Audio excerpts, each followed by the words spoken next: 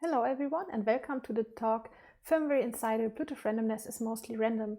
This is the extended version of the talk and I will present work by Jörn, me, Felix and my boss Matthias. So, in the following everything will be about randomness, so I want to give you some randomness. And now let's get started. So actually Jörn asked me if he can have a thesis and I was like, I have so many students, but I still have this random number generator topic. If you go for this one, let's do this. And yeah, so he accepted that topic and then everything started. So the Bluetooth specification says that each RNG should actually be a pseudo-random number generator that is at least FIPS compliant and so on, or like it could also be something better, but this is what a Bluetooth chip should be using. So we wanted to look into very common Bluetooth chips that you would find in iPhones or the Samsung Galaxy S series by Broadcom and Cypress and see what the RNG actually is like, so if it is secure or not. So now the issue is like, even if the RNG is passing some statistical tests, it doesn't necessarily mean something. So there might still be issues with it that you cannot find by a test, but the other way around, if the test shows that it is broken, then it is like obviously broken. Now the big question is like, how do you acquire randomness on a Bluetooth chip? So you can of course take the unicorn joker and ask like, what are the possibilities? And now the question is of course like, what are the possibilities? The answer to our questions always is 42. Maybe that's the solution, but other options would be the random access memory. I mean, it's random, right? Maybe some of you heard of the random only memory, but I guess the best option would be if there actually was a hardware random number generator in the device. Now I asked Twitter and they decided, of course, it's 42, but then there is still hope. So some of them also said it might be a hardware random number generator that you use to acquire randomness. So the answer is a bit more complicated. So these are the RNG variants 2 and 3 in the following, so that Jörn actually looked into for his thesis. So he analyzed the firmware of 4 different devices.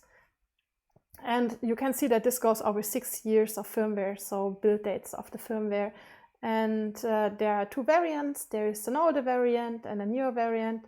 And the newer variant actually has some caching behavior, so it does a cache, but they all have a hardware random number generator and they also have a pseudo random number generator fallback, so this is a bit weird here. But let's say, so there are 2 variants maintained over the course of 6 years at least, and it's hard to get newer firmwares because you need to actually dump a chip and so on, and then also find it again despite not having any symbols, so it's just a raw firmware binary blob in that you need to find the RNG. So hard to find and hard to analyze. Now with this we said like, okay, if there is a fallback and if they invented a cache at some point in time, it might just not be secure. So just assuming like 6 years over the time and the cache and so on. So there was more analysis. And this is the pseudocode that Jörn reconstructed. So there's the random number generator that is actually being initialized with certain constants and so on to access it in the following. Then there's the watchdog that you need to pet in case it takes a little bit longer. And then there is this weird pseudo random number generator fallback, but it's not used if the hardware random number generator is currently available, and then it's returned as a value. And now on the next slide you can actually see so there are a couple of hardware registers that are being accessed. We will come to this later, but they are not really that random. And then there is a CRC32 update, which you can like slightly calculate backwards. So the inputs are XOR dependent from the previous one and so on. So it's not exactly, but you at least have some dependency between random number generator values if they are using CRC32 here instead of a real hash function. So that's the issue here. And then you can see that this is like, yeah, safe, return, whatever, but that's it. So that's the fallback. So this really doesn't look that cool. It's more like, yeah, let's implement something that should like return something somewhat random in case the hardware for this is not available. And then Jörn started measuring, I think on the Nexus 5, and then had like various values, and you can see it doesn't really look random. There is the Bluetooth clock that has a bit of random values when you divide it by bytes, but the issue with the Bluetooth clock is that it's a value that is sent over the air so that the communication between devices is synchronized. So that's not really an option. The thing that looks random here is the previous random value, which has been run through the CRC32. But yeah, except from this, it really doesn't look like a random number generator. So we just said, yeah, okay, let's get a CVE, and you can get the CVEs at MITRE because Broadcom doesn't actually hand out CVEs. That makes the process a little bit easier, at least for us. And they said like, yeah, if you say it's insecure, then you get the CVE. And then we went to Broadcom and said, look, we have a CVE, and like your pseudo-random number generator is strange. And then they said like, yeah, we have this code there, and yeah, maybe we maintained it like over the course of 6 years and did some changes to it. But you know, there is a hardware random number generator in all our devices, and the cache and so on, yeah, it's there, but really it's just the hardware random number generator that's being used. You can verify this on those devices. It's just never going into the pseudo-random number generator. And so we had this argument, so it's like, yeah, okay, there is the code, it's never used, everything is secure. And then of course, Jörn was finished with his thesis because this was also like already a lot of analysis. The pseudo-random number generator is not used, so yeah, this is the end of the story, right? So if everything is secure, then of course no more research to be done. But this wasn't the thing that like made me like happy in that sense, because I was like, okay, if you maintain firmware changes even within this code, then it cannot be just that code that's never used. So I looked into a couple of more devices, even more devices than you can see in this picture, and analyzed them. And Felix told me, first of all, that I should get at least 1 GB of data out of each of those RNGs, so the hardware random number generator, to tell that it's at least passing a test suite. I mean, we still don't know the internal implementation and so on, but to tell at least it's passing typical test suites. And this is not that easy because the chip is connected over UART and then on top talking some Bluetooth specific protocols and so on. And to get 1 GB out of all those chips, I needed to do some optimization. So finding a large chunk of memory that is not used, and I mean, not used is a thing because it's closed source, so there might still be a process accessing it. And that's why I was adding a couple of other test bytes just to ensure that nothing was writing in the memory region, because if the test byte is removed, then some other process was writing there. Then I removed a couple of polling stuff and so on, just to have asynchronous events telling me like the measurement is done, and then copying the chunk. And I also overrode the random number generator function to ensure that I'm the only one who is accessing the hardware random number generator.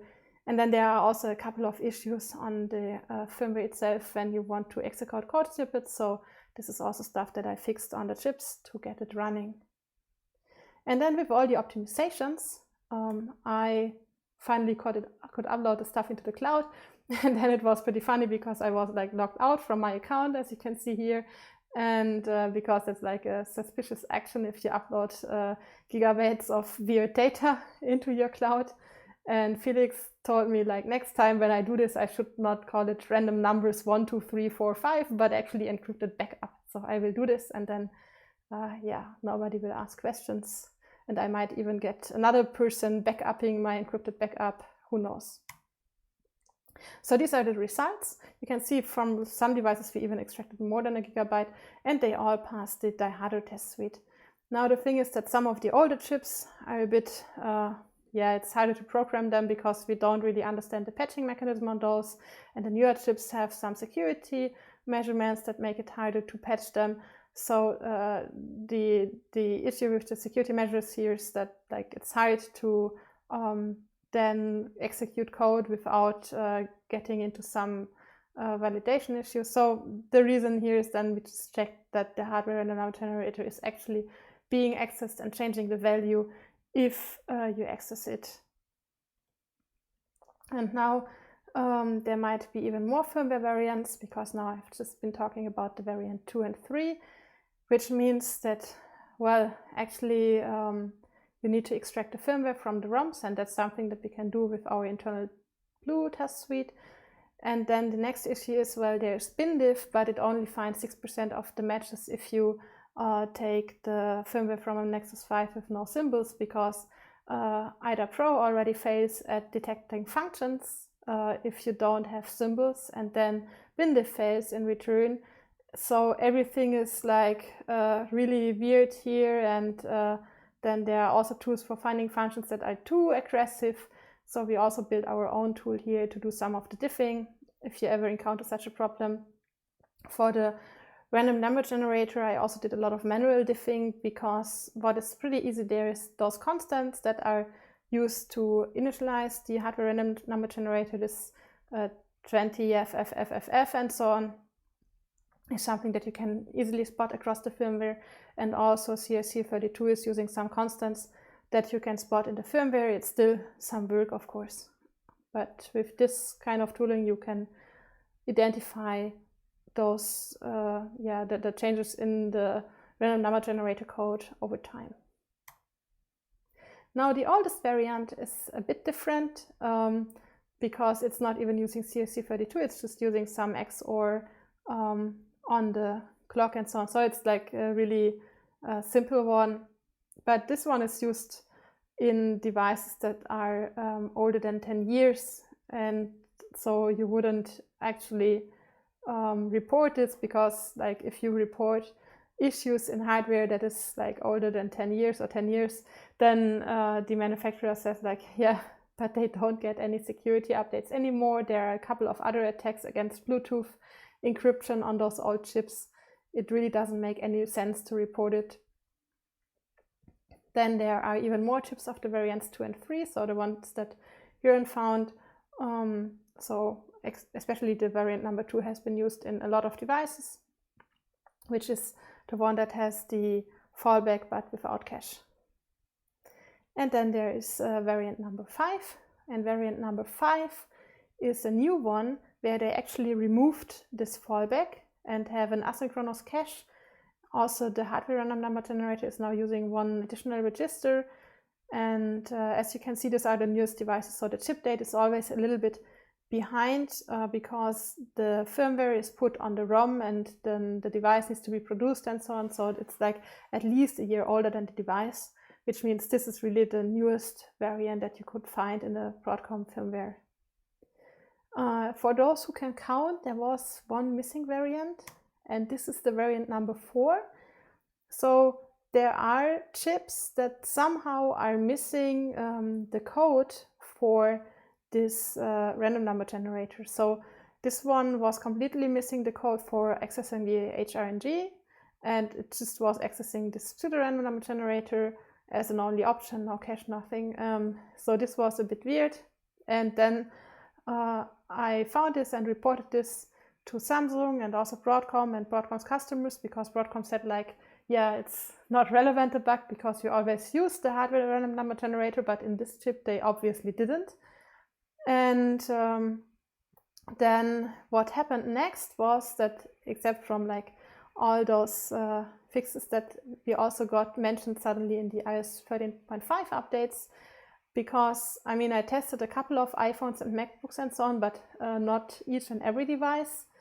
And so there are some iPhones, iPads that I didn't test, and here our CVE is also mentioned, which means that some iPhone was also affected, and that means overall quite a number of devices had this bug, that there was like no proper access to the hardware random number generator and a very bad pseudo-random number generator.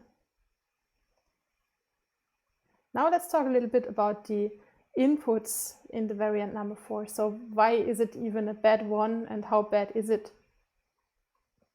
So first of all, there are two time-based inputs, and one of them is the Bluetooth clock that is like slightly rising over time, but the Bluetooth clock is a value that is exchanged between the Bluetooth slave and master device. So for a connection, so the master actually tells the clock to the others, and there can be multiple slaves, and then they synchronize. And also the hardware clock of the device, so that's the one going in the opposite direction, is very stable, and it starts like I think at all Fs or something, and you can reset it if you have a crash-only attack, because Broadcom usually fixes bugs where you could get code execution with, but simple crash-only attacks might be a thing that they don't address because they run out of patch RAM, so it's costly for them, and they need to do some optimization or some decisions which bugs to fix, so they cannot fix each and every bug. So even simple bugs that just crash something could be relevant to reset those timers, or you have an estimate of how long the device has been on, or you just try and brute force this value. It depends on the attack model. Now the next ones are the signal processing inputs, and then there is the register called DCFH out, and I think it's the channel because it varies between 1 and 80, so the Bluetooth channels are hopping between 1 and 80 usually. But what is a bit weird here is like some are not used, but that might also be because LE is actually only using 2 megahertz wide channel, so it's just using 40 different channels, and then you can see it's hopping over time. I didn't verify it over the air yet if DCFH out is really exactly the frequency, but in that case it would be a value that is publicly known, otherwise it would be something that we need to brute force between 1 and 80. And then there are signal processing inputs even more, so the RX init angle and the HEC status, which are also not as random as you would expect it to be. So these are ones that we really need to guess, so they are not something that is sent as a value publicly over the air. But so now we can say like the clock is known, probably DCFH out is known, and then there is like, this is actually the randomness that we need to brute force between two CRC32 calculations. Now the question is, where is this randomness used anyway? And if you look into the code, there are two paths. So there is this lower path from the RBG rand, which actually still goes into a SHA-1 function. So this is not that dangerous here. But then there is the upper path, which goes through ULP rand. ULP is ultra low power, which stands for Bluetooth LE. And so mostly everything in Bluetooth LE is not going through a SHA-1. And for example, here the GenEV function, that's just one that is used whenever you start an encryption, so prior to encryption. So this is still sent in plain text as a value to initialize an encrypted connection, which means that you can, of course, like request to start such a connection, or you could also passively observe this over the air. And with this, you could get multiple plain text random number generator values and then start your brute force attack. And this becomes relevant, for example, in the numeric comparison, because in the numeric comparison, two devices, when they pair, are presented with such a 6-digit number, and they need to compare the number. But here the idea is that the man in the middle, who can be an active man in the middle, is not able to guess a random value. And if the attacker can now guess the random value that is used for a commitment here, then later on this is no longer secure. So it's no longer secure against an active man in the middle, but it should be secure against an active man in the middle. And another thing that you can see here is that Android is using the LE rand also a lot locally. So on the lower one, you can see one that is sent over the air, but the upper value is not sent over the air. And if you look into the code, the 4 upper ones here are actually in the code something that is called btsend HCIC BLE rand. So that's an HCI command that is sent from the Android device to the chip to request multiple values of the Bluetooth random number generator to then write this into the key for some connections and so on. It wouldn't be an issue if it is specification compliant, but in this case, like as soon as the random number generator in the chip is no longer specification compliant, it becomes an issue. And iOS is not doing this, but it of course depends on the device, and so Android is more diverse, and I think overall for Android devices it's like a good choice to depend of RNG that is in this case according to the specification one that is good, but if it then is not good, you of course run into trouble. And now the cool part about the patch is, so I dissected the patch for the Samsung Galaxy S8, that it is actually using the hardware random number generator. So that means that just the firmware was missing all references to it and all the initialization, but after the patch, your Samsung Galaxy S8 and also your iPhone, which model it might be, I don't know, will be as secure as the other devices. So you can also check this, so you can actually read from RAM the current hardware number generator value, and then you can request over the local LE function a couple of values. You need to do it multiple times because it's a cached implementation, and afterwards it will be initialized. And if there is no hardware random number generator in this region, it would even be like all zeros in this region, but yeah, so it depends. But here you can actually see it has been fixed. That's a very nice thing. And down here you can also see the build date, just to confirm that it's like really the same chip, because in the ROM the build date is always the same. It's just the patch that is temporarily applied on top.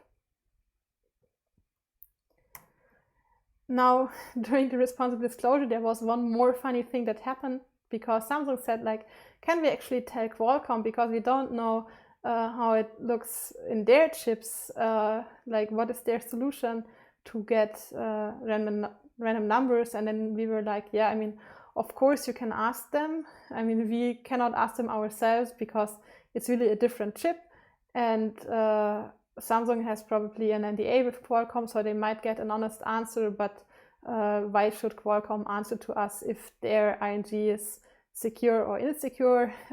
So just go ahead and ask. And then they asked, and then they got this like somewhat fishy answer, like, yeah, we haven't found any indicators that we have the same pseudo-random number generator issue and so on after internal discussion. But I mean, you never really know it, and that's a bit of the issue. So like the datasheet is closed on that sense, and you cannot really confirm, even if they would tell like our RNG is a hardware random number generator that has this and that properties, it's really hard to confirm that this is the case. And the lessons learned are that you definitely shouldn't trust an embedded RNG, so it might just be a very bad pseudo-random number generator, but you never know, and you need to do a lot of measurements to at least confirm that it's passing common test suites, which still means like the hardware itself could have other issues. And just within everything that's in the firmware, you need to do a lot of reverse engineering to verify the random number generator. And also each Broadcom firmware version has individual bugs. So for example, there are like 2 versions that somehow had probably the compile flags set to something that disabled the hardware random number generator. And also the fixes that I needed to do to launch my own patches on some of them and so on. So it's worth looking into all those different firmware versions if you're looking for bugs. Credits go of course to Jörn for surviving a thesis with me, but also to Felix because he's actually the one who does everything crypto. My boss, because he ordered like some hardware for all the testing. Then there is Jacob, and I gave my Samsung Galaxy S8 to Jacob and said like, here, you can have it because the RNG is broken. And then I was like, oh no, I need to do more RNG measurements on the pseudo-random number generator inputs. And he made it possible for me to have access to it. And then there are more people who helped me actually with proofreading the paper last minute, discussing attacks and so on. Now it's time to ask questions, or probably you can do that like in the live session that should follow this recording. So there's a follow-on live session with a shorter version of this talk. Thank you for listening.